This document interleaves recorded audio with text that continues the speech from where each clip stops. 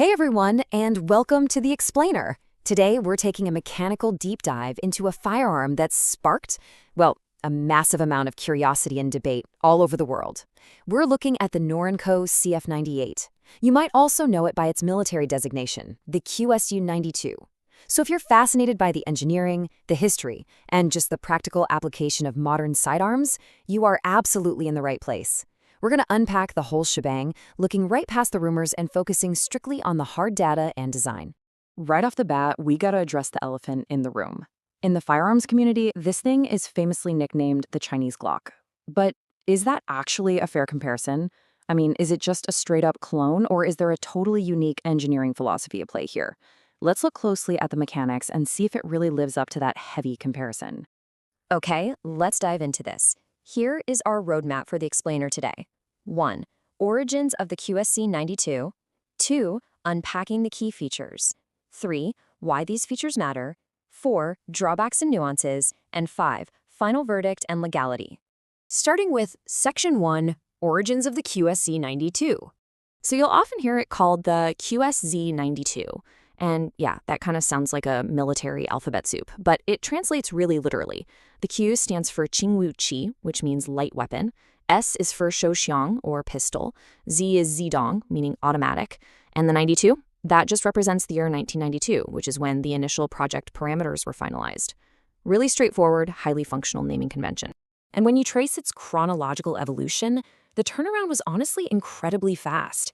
The concepts were finalized in 92, the actual design engineering kicked off in 94 to replace their aging Type 54s, and by 1998, literally just 4 years later, it was officially adopted by the Chinese People's Liberation Army. I mean, that is lightning fast for a massive military to concept design and adopt a brand new standard issue sidearm.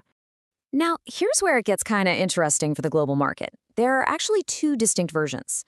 You've got the export model, the CF98 we're talking about today, which chambers the globally standard 9x19mm Parabellum. But then, there's a specialized 5.8mm armor-piercing version that's kept strictly domestic, just for the Chinese Army and police. For our deep dive today, though, we're focusing squarely on that globally available 9mm CF98. Moving right along to Section 2, Unpacking the key features. So what's under the hood here? Well, diving into the specs, it fires the 9x19mm, arguably the most common pistol round on the planet.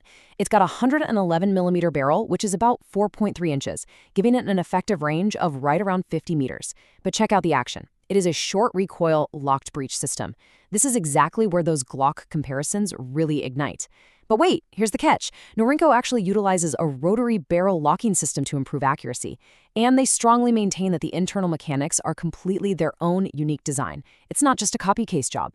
All right, Section 3, Why these features matter. And this is really the core focus of our explainer today, taking these raw numbers and figuring out the so what. Let's start with 760 grams. That's the weight of the pistol without a magazine. This impressively low weight is achieved by pairing a modern polymer frame with a steel slide. And why does this matter? Well, if you're going to carry a sidearm all day long, whether you're military or just everyday civilian carry, weight is a massive factor for comfort. A lighter gun is just significantly easier to carry without getting fatigued. Next up, we have the number 15. The CF98 comes standard with a 15-round double-stack magazine, and some versions even bump that up to a 20-round capacity.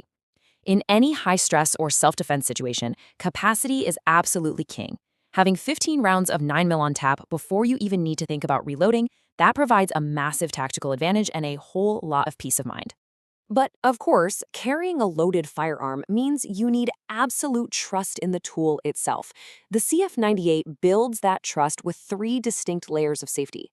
You've got a manual safety operated by the user, an internal firing pin safety, and a trigger safety. It is a highly redundant system engineered specifically to protect against mechanical failures or if you accidentally drop the thing. The real-world result of all those redundancies? Accidental fire is highly, highly unlikely. When you combine that lightweight frame with high capacity and triple redundant safeties, you're left with a firearm that's intentionally engineered to be a really safe, reliable, everyday carry weapon. And to top it off, we have fixed 3-dot sights and an underbarrel Picatinny rail. This brilliantly illustrates the gun's modern design philosophy. It doesn't just stop at the basics. The 3-dot sights give you really quick target acquisition. And that rail? It allows for tactical customization. You can mount lasers, you can mount tactical torches, basically mimicking the adaptability you'd normally find on much more expensive, premium Western firearms. It really shows Norinco is trying to compete directly with modern tactical standards. All right, let's look at Section 4, drawbacks and nuances. Because look, no piece of engineering is perfect, right? We have to weigh the good against the bad. On the pro side, you've got that excellent lightweight polymer body, the high 15-round capacity, low recoil, which is great for newer shooters, and incredibly easy maintenance that actually rivals a Glock for quick field stripping. Plus, it's generally very budget-friendly. But on the con side, the finish quality is widely considered sub-premium. It just doesn't have the polish of a Beretta or a Glock. Some shooters also report a pretty hard trigger pull. And depending on where you are, for instance, our source highlights the market in Pakistan, finding original replacement parts, spare magazines, or that elusive 5.8mm version can be a real headache. Finally, Section 5, Final Verdict and Legality. Before we completely wrap up, it's really important to impartially relay a critical legal note from our source material regarding regional ownership. If you're operating in specific markets, like Pakistan for example, possessing any firearm, including the CF98, strictly requires a valid arms license. Ownership without proper, legally recognized licensing is strictly illegal. Always ensure you are in full compliance with your local laws before even considering any firearm acquisition.